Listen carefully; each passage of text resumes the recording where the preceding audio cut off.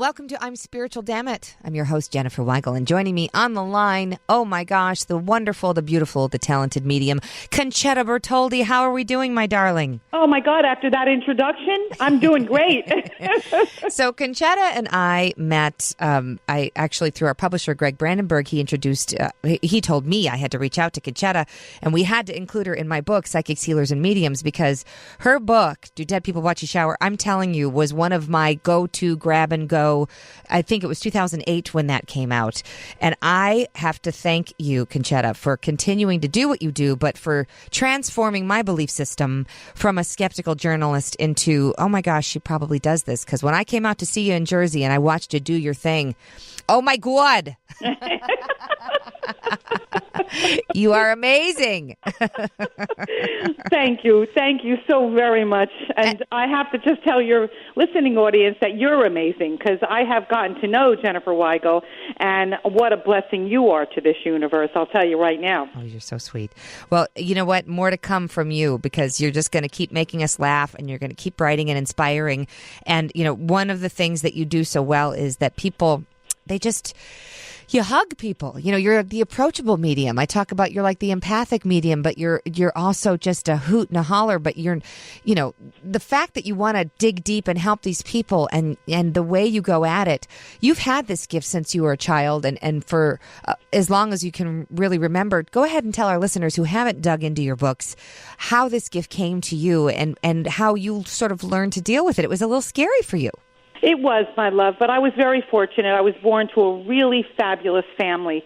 I had a mother and a father from two different ethnic backgrounds, two different religious backgrounds, and they were wonderful people to have as a child being a medium, because they didn't tolerate any indifference. Everyone was welcome, everyone was acceptable. They had a beautiful open heart. So if they had a daughter who had dead people, they just added it to their list of things that they found acceptable. Mm-hmm. And as a child, my father knew better than my mother, because my father's father had the same ability, which would be my grandfather. Mm-hmm. And he knew what to look for, because he was forewarned by my grandfather that I, too, would hear them and work with them. So now, didn't he look at your mother when she was pregnant and said, guess what? Yes, my grandfather did that, but he said it in Italian. And my mother spoke English and German, mm-hmm. and my father spoke English and Italian. Okay. So when my father's father, who spoke very broken English, he said it in Italian to my father. Got it. But, you see, but my mother, as she was very intelligent, and she learned how to speak Italian just from being around them. Mm. But the thing is, my father said my mother was petrified of this, because she was raised in a horrific orphanage, a Catholic orphanage, that this kind of thing, was frowned upon and it was not acceptable. So she was scared in the beginning. But she also was mistreated in that orphanage. Mm-hmm. So she said to me later in life, I decided to take on Daddy's beliefs, because she figured anything had to be better than the way she had been treated as a child. Right, by people who are supposedly, serving God in a Catholic facility. There you go, Jen. Mm-hmm. There you go. That's exactly right. And as a result, she never held it against God. She said they were just human beings, mm-hmm. and they, unfortunately, she said, were very frustrated human beings. Yeah. Oh, yeah. And unfortunately, so your mom... Oh, actually, I should say fortunately. So your mom decided then, because she had this terrible childhood where she wasn't loved unconditionally, she then became the most loving mother. Oh, my God. She was unbelievable. Mm-hmm. She was the mother, I should say, that was totally unconventional. So she was no Donna Reed. She was no Doris Day. She was the one who said, do you want to know how it feels to get hit in the face with a pie? And she'd fill up a tin with whipped cream, and pow, you got the whipped cream pie in your face, because she figured, I'm not depriving my children of anything. They want to feel and go through life. I'm going to be the one to help them do it. Mm-hmm. And she wasn't going to let us be afraid of anything. But then, you know what? You're 15. You got afraid of this stuff, too. I mean, this was a little freaky.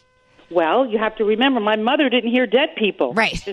That was the difference. I heard dead folks, and she was accustomed to me telling her there were things around, and she had a memory that she used to always talk about, which was her first real understanding of what her daughter was going to be living with, and that was I came in the door at about 5 years old, and I told her that her Uncle Jerry's leg was gone and that it was bloody.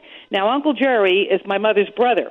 And the phone rang as I was saying this, and it was my aunt telling my mother that my uncle was in a motorcycle accident, and they were asking for permission to amputate his leg. Oh, and my aunt was asking my mother what she should do. Oh, my God. So obviously my mother at that point, it scared her. She didn't know it was going to involve stuff like that. Mm-hmm. Yeah. Totally. So then she of course is used to it more and more because it's happening to you more and more. But the real big kind of kicker was as you got older, you were in high school and you're trying to sleep and there's a party of dead people in your room. Yeah, you got it. Oh my God. I'm sorry. I didn't turn off my cell phone. I should have done that. Forgive me. Pausing for cell phone. Marking. I'm sorry, what was your question, babe? Okay. So then you get to be a teenager and you're trying to sleep and there's a party of dead people in your room. That's correct.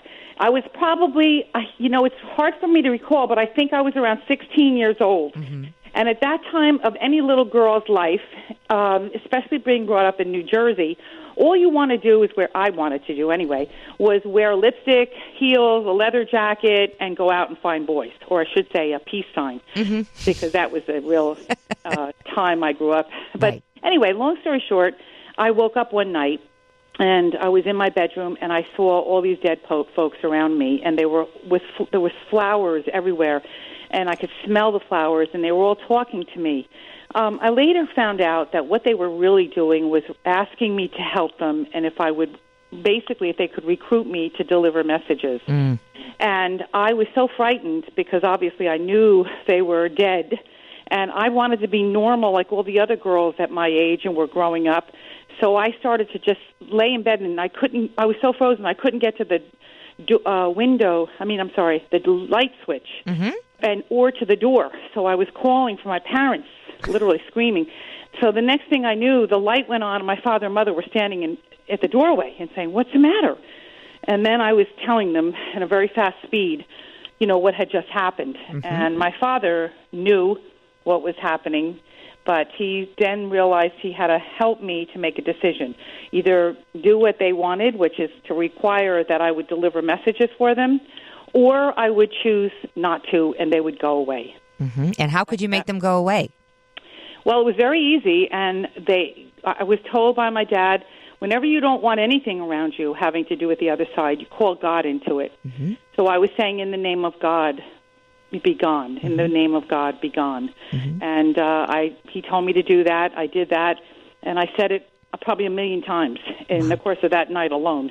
Mm-hmm. And it was never heard them again for a long, long time. Well, it seemed like an eternity anyway, because I wished them away and told them I wasn't interested until probably around, I'm going to say I was really probably around 21 or 22. Right. When I started to date this guy who was very into John Edwards. No, Edgar Casey, you mean? Casey, yeah. Mm-hmm. Casey, not John Edwards, right.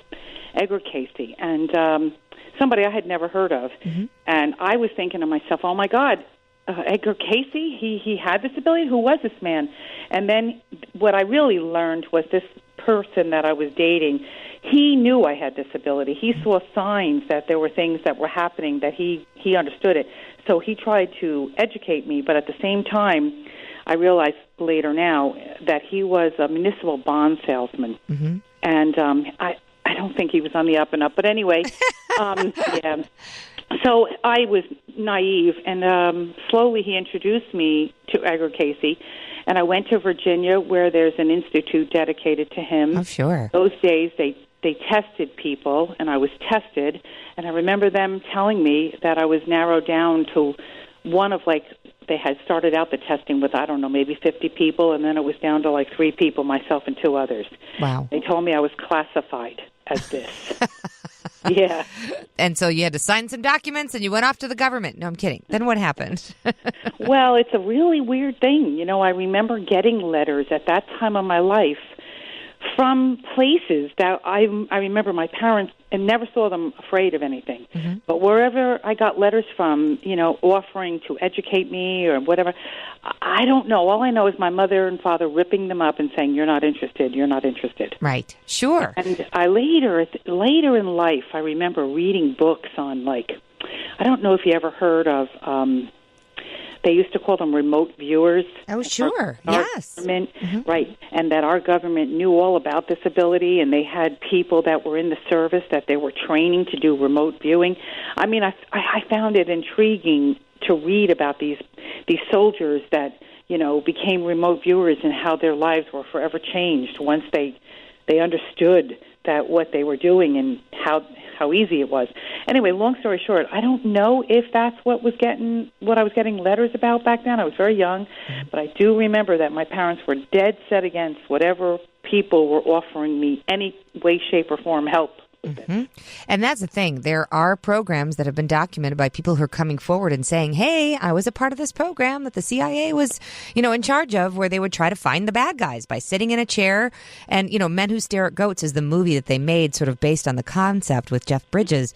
But that whole concept of I can close my eyes and I can picture Afghanistan and find the bad guys. Right. And, this just goes to show that time and space is sort of this irrelevant, even in the government. They believe we can have these, some people better than others, but all of us have some sort of intuitive sense, but some of them take it to the next level.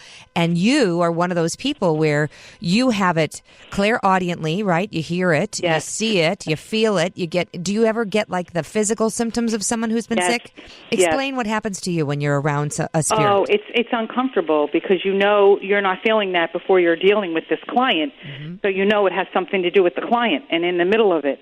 Right. So it's hard to explain because they're always different. And in some ways, I can feel shortness of breath. I can feel heaviness on my chest. I can feel dizzy.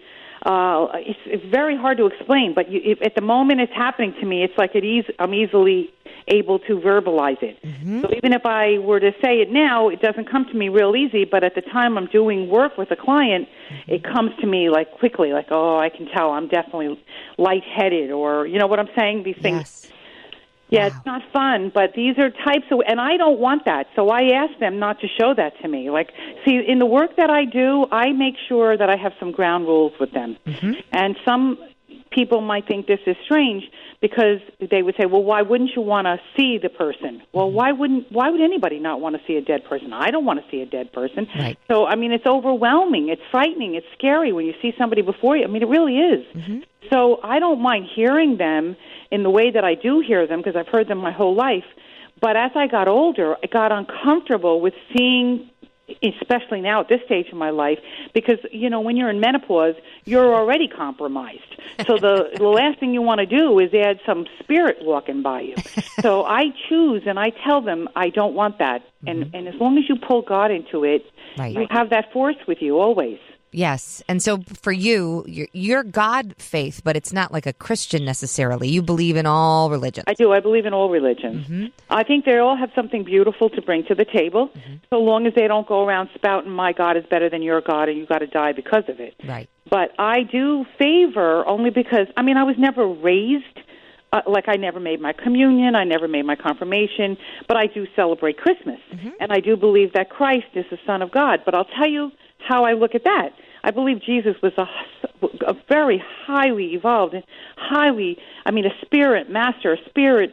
There's so many mission entities, so many things about Jesus walking on earth. But you must remember that I believe, and I don't believe I have the right to shine Jesus' shoes. Let me make that clear. But I also believe I'm a daughter of God. I believe you're a daughter of God. So, of course, Jesus was the Son of God. In what capacity, how we become higher evolved spiritually, I don't have all the answers to that. I really don't know. I only know that I think that Jesus was a very amazing, highly evolved spirit, and he walked on earth. And obviously, look, 2,000 years ago, we're still talking about him. You know what I'm saying? Right. And I just think there's a lot of beautiful religions out there, though, and there's so many of them that I love to celebrate because they all have in common to do unto others the way you would want somebody to treat you. It's common, as easy as that. You know what I'm saying? Totally. And, I've been around now the world interviewing different mediums and psychics and healers and compiling the data. And I tell people, look, I'm not telling anyone what to believe. They can believe what they want, but I'm going to put the evidence out there. And when I went to the first event that I witnessed that you do these events in New Jersey, and I was sitting there and the woman next to me started talking to me and I could tell she was just grief stricken. I thought, oh, she must have just lost a child. And she told me, I said, oh, why are you here? And she said, I lost my son. He had a brain tumor and he was only 7 years old. And I thought, how did she get out of bed? And then when she shared, it was 22 years ago. I thought for 22 years, this woman was sad, and so I sat there now, and at this point, this was a couple of years ago when you and I first met, and my dad had been on the other side about 15 years, and he's always blabbing through mediums. Now that I do this for a living, he's a mic hog, okay? He's always like, hey, so I'm like, all right, listen here, Tim. If you're up there, I want you to find this boy. I want you to get this boy, and if this boy is afraid, whatever, find the soul of this child and bring him to his mother. I want your help. I know you know how to do this. Go find him. I don't know where you have to look under every nook and cranny, but go to the playgrounds and find the 7-year-old right now. Right. I was praying like I was crazy. So then you get over and you're kind of in front of us, and you look right to the lady, and you went, and when you feel the energy of a spirit, it's like you go, she says, I've got a boy here. I've got your son. And you say, who's David? And she says, that's my son. And then I got goosebumps, and then she gets goosebumps, and then you get goosebumps, and boom, you bring this message through. And it was so powerful. And I could just feel the weight lift off her shoulders like an anvil just disappeared, right? Yeah. And it was so moving. And then afterwards, she shared with me just her relief that knowing, she says, that the phone lines are open. Yeah. I know he's watching over me, and I know he's watching over his siblings too, because you brought those up. You brought up the siblings. And the power of the message that you delivered to this woman in just about, 4 minutes. It was like boom, boom, boom. And you just knocked her down like a bowling pin. You know what I'm saying? Like in a good way. Like you're walking around the room going, and you, and you, and you. And it's so energizing and it's so healing. I know that you helped that woman greatly, and you do that every time you do an event. And that's what it's about. It's about the grief can really, really freeze people from moving forward in their lives. And it can stop them. Like amazing. Yeah. Guilt is amazing. Yeah. You have to understand that people carry these things around with them. Listen, I was thinking about this the other day when I was listening to those poor girls who were molested by that piece of crap from the Olympics, that doctor. Oh, yeah. Okay, now you listen to those girls, and some of these things happened to them 10 years ago, and they're still like it just happened yesterday. Right. I mean, and the rest of their lives, they're going to carry this around. So what I'm trying to say is we in this human form that we are in are experiencing so many things, and we have choices and we have decisions to make always, every day, and how we're going to go forward. So if I can help somebody to feel better who's carrying around guilt or pain and sorrow, oh, my God, who wouldn't want to do that? Right. Who wouldn't want to make somebody feel better? Because, when you walk by somebody on the street, you just pass them. You don't know what they're carrying around. You don't know until somebody opens up or gets up to the microphone and says, you did this to me, Larry, that doctor, that is, because some of these poor girls, and how they'll never forget. You would never know. To look at them, they're young and beautiful and vibrant. You don't know what they're carrying. Or somebody comes to one of my shows and I put the microphone in front of them and they said, yes, that's my son. He was 7. He died. You don't know what kind of pain these poor people are carrying, but who would not want to help somebody? Right. And you say to me, oh, yeah, well, you're known as the huggy medium. You're absolutely right, because I've worked with other mediums, and I am appalled at seeing some of my colleagues who, don't leave the what do you call stage? Right. They work from the stage, or they have this look on their face like, I want to do this for you, but I don't want you to touch me. That will never be me. Right. I think it's terrible, and I don't know how anybody could feel that way, because a hug is for free. Telling somebody you're going to be all right is a beautiful thing, and if you do it with your physical emotion, people connect to that. So, oh my God, I could get crazy on that alone. You know what I'm saying? It's true. And also, too, I was talking with Dr. Mary Neal, who she died in a kayaking accident, and she had a near-death experience. And she talks about these little nudges. It's like they're not full-blown in-your-face miracles, but they're these little breadcrumbs left by God that help you go from here to there. Can you tell our listeners the story of you recently were at a dinner party and somebody was talking about how they lost the diamond? Do you remember that one? I'm trying to refresh my memory. So, yes, okay. I do remember. Yes. Okay.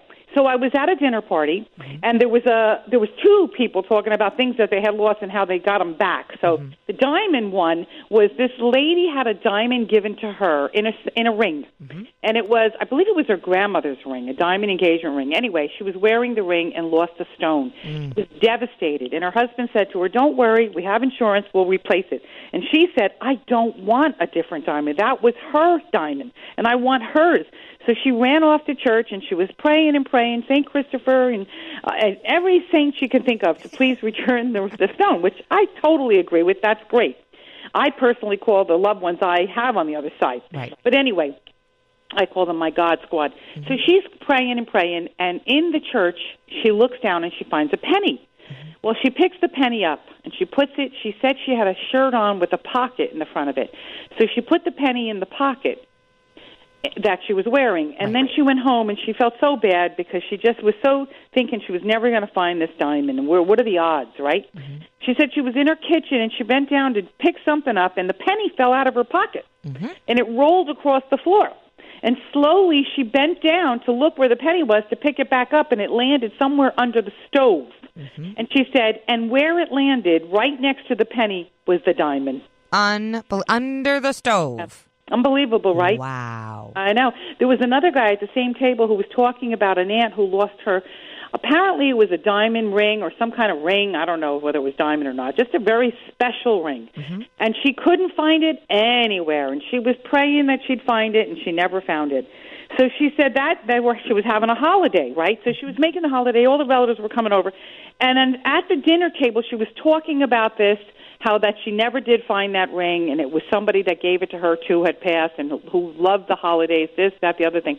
My friend, who is a doctor, he's sitting there, and he said, "Concetta, I went to take some cranberry sauce out of this dish." The dish was like a crystal bowl, and I went to bite into it, and there was a crunch. I was like, what the heck is this? The ring was in the bowl that she didn't even pay attention. She took the bowl out, put the cranberry sauce in the bowl, never realizing the ring was in that bowl. And this man was now taking some cranberry sauce, and it was in his mouth, the ring. Thank God he didn't swallow it. I know, thank God, right? Oh, jeez.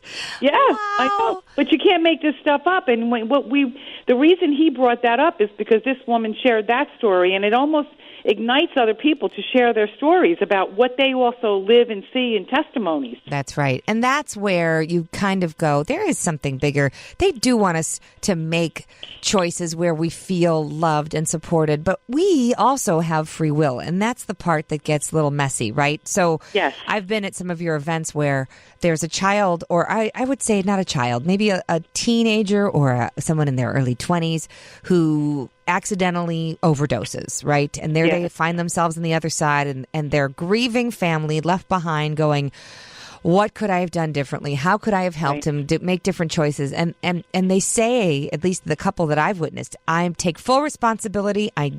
I did this. You did not do this to me. I chose this. Yes. And I chose poorly, and I am so sorry I chose this. Yes.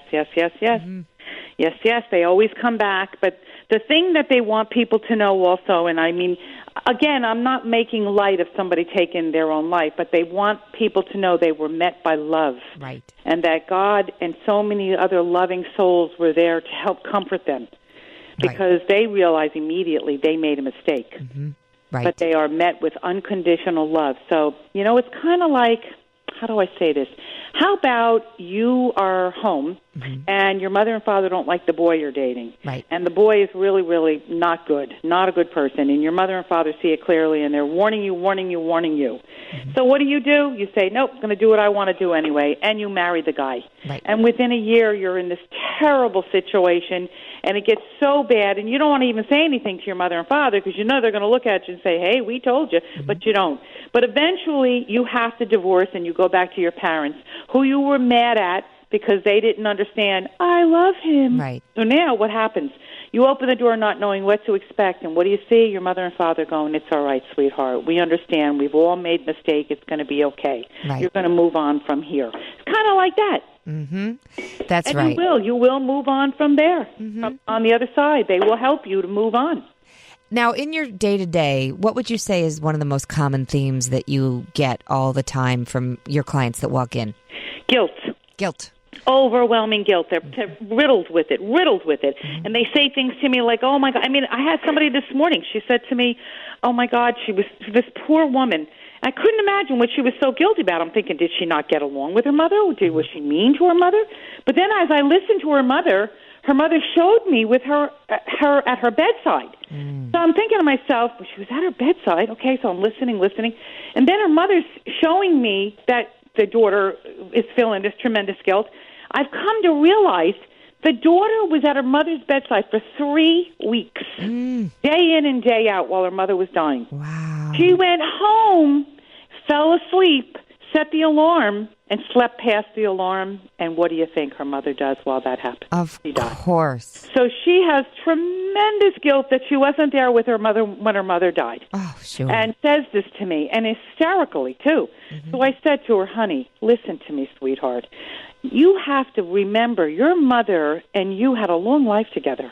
She wants you to remember the whole life, not that minute in time. Right. That you should not be judged for. That's number one. Number two, and you were a wonderful daughter. Number two, she didn't want you to be there when she left. Because in that state that she was in, and she was in a coma, I said she was half in and half out. She could still see you and know your presence was there. She knew if she left at that moment, because they were calling her already to come home, that she was going to see you in total despair. Right. So when you got up and left the room to go home, take a shower, or to get some rest, whatever it may be, she decided, okay, I'm going to leave now. And she was happy because when you found out, she was still with you, but you weren't sitting at her bedside, and she didn't feel like she was betraying you and leaving you. And she got up and left that horrible body that was terribly sick and not going to get well. Right. And then she walked into this paradise where they said to her, don't worry. You've come home. You're not going to be taken from your daughter. Look, here she is. You can comfort her from this side. And she found that all out. Right. But you're beating yourself up, for not being there for that last second. In fact, most spirits want to be alone. They, like you said, they don't want company when they're going to go make that transition. No, because they know that you are sitting there, and not that I'm saying people shouldn't sit there. I'm not saying of course. that. Yeah. I'm saying that they know the pain of their loved ones is watching this. Right. They know that. And, Yes. and every one of us who loves somebody, we know that feeling. We don't want to cause anybody we love pain. Right? Exactly. Right. And that's the thing, too. Do you believe that everybody attends their own funeral? Yes, of course.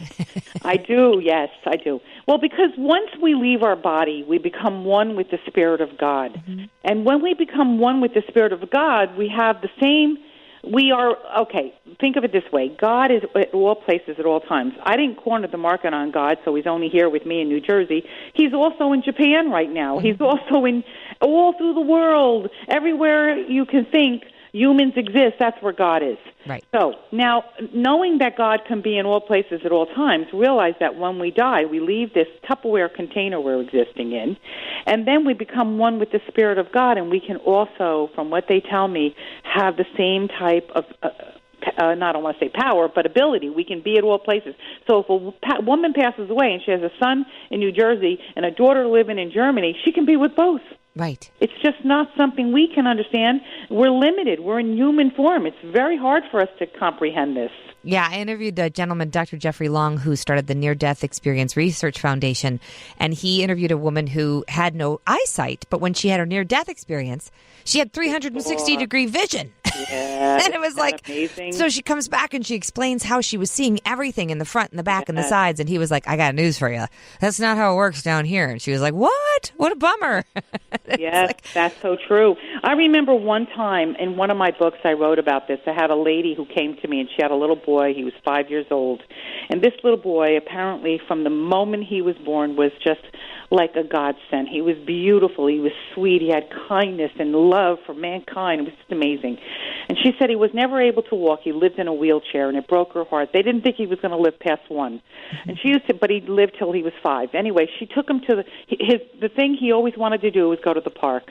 So she would take him in his wheelchair down to the park, and it used to kill her to take him because he'd sit in the wheelchair all excited and all happy for the children as he saw them running and playing on all the seesaws, the swings, the this, the that, and he would sit there and just gleefully love their excitement that they were able to run and do these things. And it would kill her. She said it used to kill me because he couldn't join in.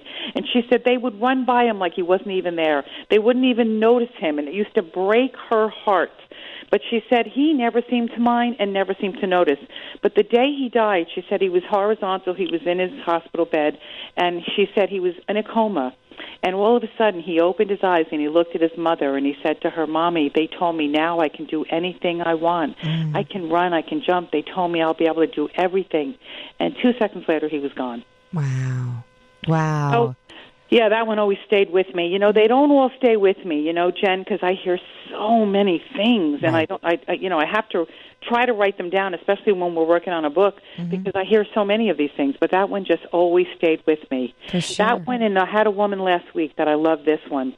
She said her father didn't raise her. Her stepfather raised her, and she loved her stepfather, and she wanted to hear from her stepfather.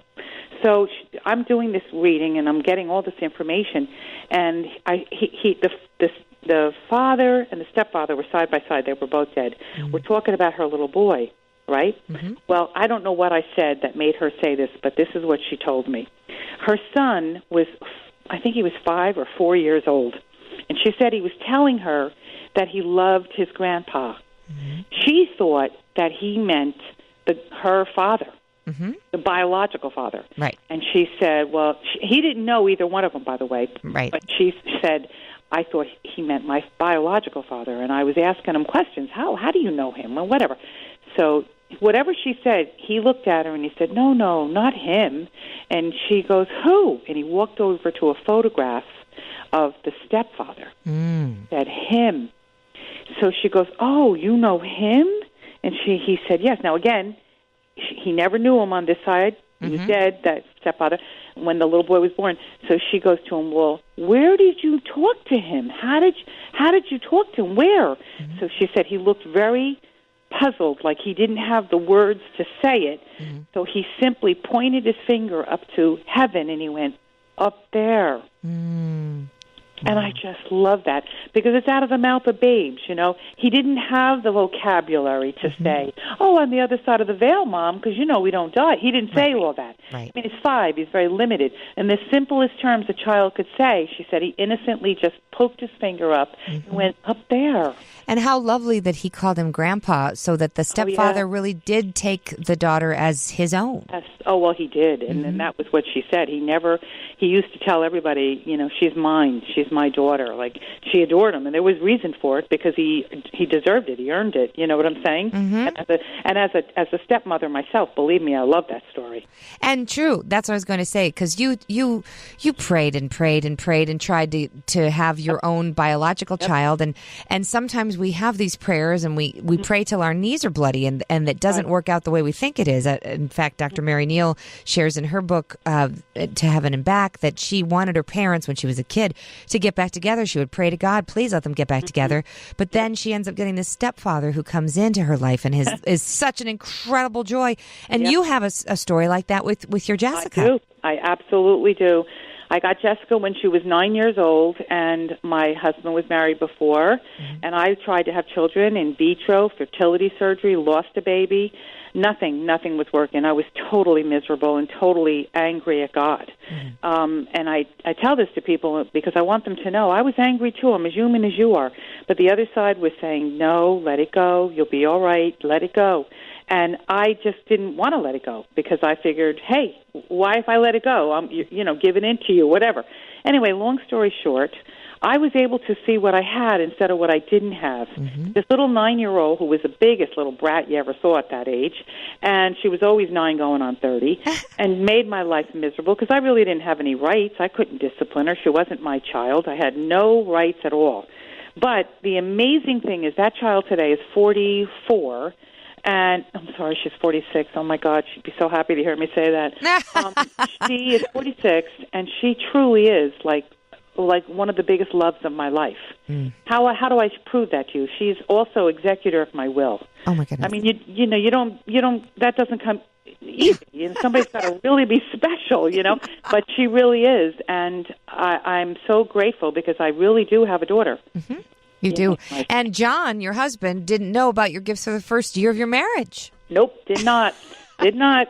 Well, if you read my first book, and I can tell you that, my mother-in-law she's not a fan of mine. She doesn't like me, I'm sorry to say, and I feel bad about it to this day. She's 96. But I will say that I was afraid to tell him because I knew they had enough things that his mother didn't like about me. Mm-hmm. And so you wanted to keep this entire fact that you see dead people a secret. But after a while, John's starting to wonder what the heck's going on. You're sneaking out of the house. Cheating on him, Jen. He thought you were cheating. We went to a funeral. My uncle passed away, and my cousins were coming over and asking me if and what I was hearing from the other side. Right. Their father had passed away, and he saw me whispering to them. Right. And he thought that I was, because we were not in a good place at those days because there was such havoc in our marriage with my mother-in-law, sadly made it that way. Mm-hmm. And he thought that I was cheating. So in marriage counseling, when the therapist said, tell John what everybody else knows that he doesn't seem to know, he was ready for me to say, well, I'm leaving you, there's somebody else. Right. And when I said to him, I hear dead people, he went, oh, great. he was like, oh, wonderful, but that wasn't what he expected to hear. But that wasn't much worse or better, I guess, to him at that time. Oh, yeah. And he was didn't believe in any of this at first. No, when I met him, I remember, because that was very important to me, I believe in God. And I remember saying to him, when we talked about religion or whatever, he actually said to me in those years, well, I guess I should just tell you I'm an atheist. I've decided. Now, this is a real Catholic boy who was raised to make his communion, his confirmation, all of the above. Right. And he said to me, I've decided I'm an atheist. And I remember I was like, the gasp was like, oh, my God. But he's a really wonderful man, and he does the right thing. He's an honest, trustworthy, incredible person. Oh, yeah. Sadly, just very scientific. But now he will tell you, we've been together a long time. I make him pray with me. Now, he won't say the whole prayer, but I get him to finish it, like just say to him, okay, repeat after me, in the name of God, hear my prayer. And he'll say that.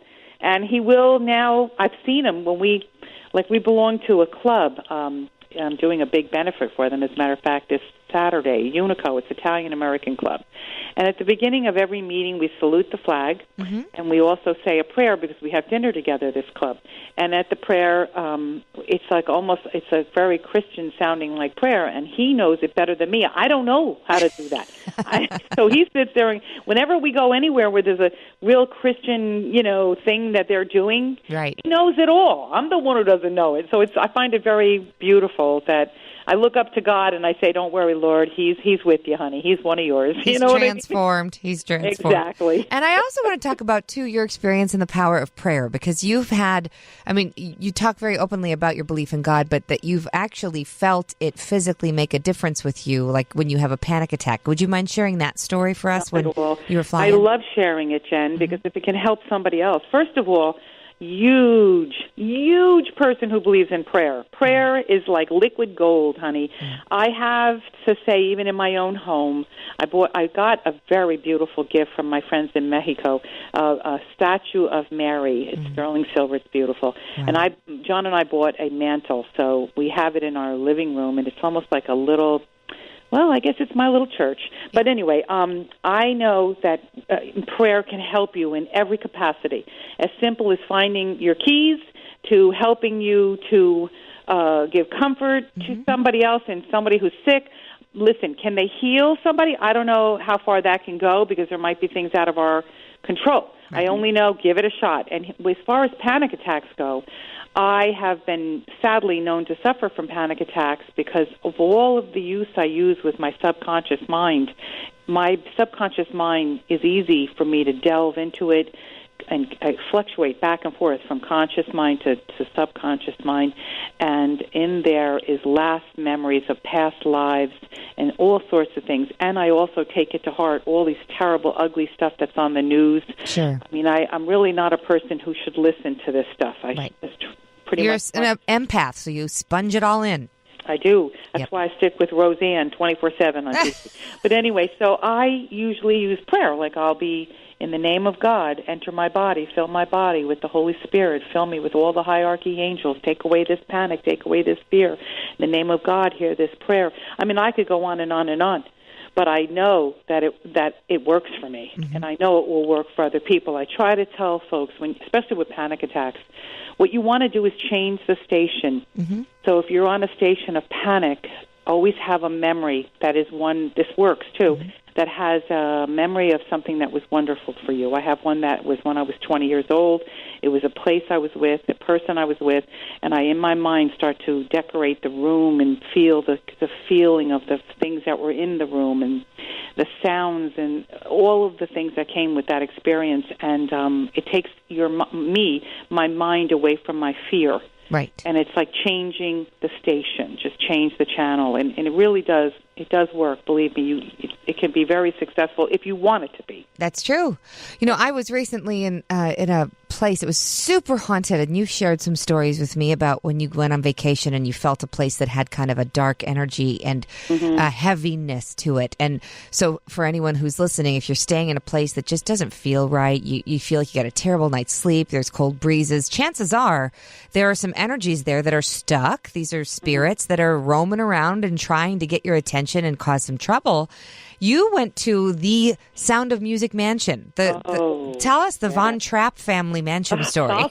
Salzburg, Austria. Yes. Yeah, that was a dream of mine all my life. Always wanted to go to Salzburg. Always wanted to go to the Von Trapp family home. First of all, I'm totally amazed at what happened in Europe when that terrible period of time of Hitler took over. And I think that I lived at that time. I think that I lived and died there at some point. So for me to travel to those places, it's overwhelming, but it also brings back some sort of I don't know what to say, how to put it into words. All right, so I went to visit that home, and I spent the night there. And during in the night, 2 times. One night I was woken up by something falling over in my room, like I heard a thump. And I just thought, because I was already traveling all day, we finally got to bed. I said, you know what, it's probably one of the suitcases. I'll figure it out in the morning. I'm not going to worry about it. Right. When I got up the next morning, nothing had moved. Nothing fell over, nothing had moved. So I went, okay, we're going to try to overcome that, right? But then the next night, I got pushed violently in my leg, and I heard a very loud German voice, and it was a male figure, and I heard a very tail end of, whatever. Something Oh, boy. German, right? And I just remember, because I woke up, and I went, what the hell was that? And I look over at John, and he's sound asleep, not even a stirring, right? But I went on to find out that who took over the home when the Von Trapp family fled was none other than Heinrich Himmler. That he used that as his headquarters. Was he the second or third in command or something? Second. He was right under Hitler. Right. And that was where he lived. That was his headquarters. So I'm not saying it was him I heard, right. But certainly one thing I know for sure is the church took that home over when the Von Trapp family sold it. The church bought it, and they had the Vatican go in and do an exorcism there 3 or 4 times. And that they did that because the nuns and the priests that were staying at this home, and using it for whatever the church was using it for, they were all sightings of Germans walking around the grounds and walking in the house, and they heard the heels of on the property there was, during the time of the war, because the house was sat on many, many acres of property, there were all pup tents and shelter in the back where all the German soldiers were all staying there. So, there's a lot going on there. Oh, there's some truth to the vibration of a place where, you walk into a gym, you don't feel like sitting down and meditating. You feel like moving. There's a vibration and an order. When you go into a church, you don't feel like sprinting. You want to pray. So, the energy behind a place that was chaos and who knows, planning death and destruction and all of those evil thoughts that happened, it's going to be hard to shake that. So it's a miracle you got any sleep at all, my friend. Yes, you're right, darling. You're right. But this is the good news about Germany and Austria and those beautiful countries. They have the beds, even if they're like twin beds, they have them pushed together. So I was pretty much glued to John's side. I was like, if you wake me up, you better wake him up too. Right. Right. And, so anybody out there who's listening, I'm not telling you not to take vacations into haunted places, but there is something to be said for those who are actually looking for activity. I have some friends who literally love going to the most haunted place in every town, and they prefer it if there's a seance at night. And I'm like, have fun with that. Yeah, I'll talk to you when you get back. That's it. I don't know about seances because they're like Ouija boards. You got to be careful what you ask for. Right. And you got to know how to protect yourself for what you're inviting in. Right. But that's what I was going to say. If you go to places that are, haunted history or whatever, always remember you have power over it by just saying, protect me. Right. In the name of God, protect me. Right. So anything that might be there that is not on the up and up will be afraid of you calling God into it and will not bother you. I was just telling this to a client this morning because I said to them, remember, when a soul is when we die, we immediately are confronted with choose God or don't choose God. So I always tell people, remember, choose God on earth as it is in heaven. So choose God. Now, some souls don't choose God. Right. And those are the discarnate souls. They're the malevolent souls they call them wandering earth, but they haven't chosen God. I don't know why. That's on them. But I certainly know that exists, and it exists in certain places in history. So yes, it's absolutely true. There are places you can go where you want to hear something or see something. Just hang around; you'll find it. They'll show up eventually. That's exactly. the truth. Oh, my goodness. You were recently on the Real Housewives in New Jersey, and it is rerunning and rerunning and rerunning. And I want to know, so you're going to go there for Thanksgiving next year? Well, I don't know. But one thing's for sure, I want to say Melissa Gorga was extremely sweet to me. That's so nice. She's a lovely, lovely girl. You rocked it, though. You rocked that episode. Thank you. Did. I filmed it for 3 hours. They only put a 5-minute clip on. Right. They edited it down to that because it doesn't really fit in with the theme of things. Right. The housewife shows is, let's say it's a little hectic or crazy, and what I do is not hectic and not crazy. But they needed it for that moment because I went on to find out, that the biggest star on the show, I guess, is Teresa. Her mother had died. When I did the show, I had not really ever watched the show. But so that's what's so perfect about it, because your reaction as it happened was so authentic and genuine, which is who you are. And that's why I adore you, because you are exactly who you are on camera.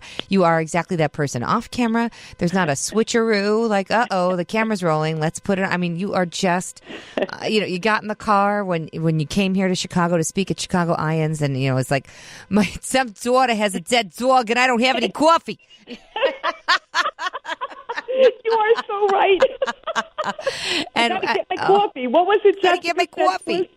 Oh my God! There was a way she said it. Oh, that's right.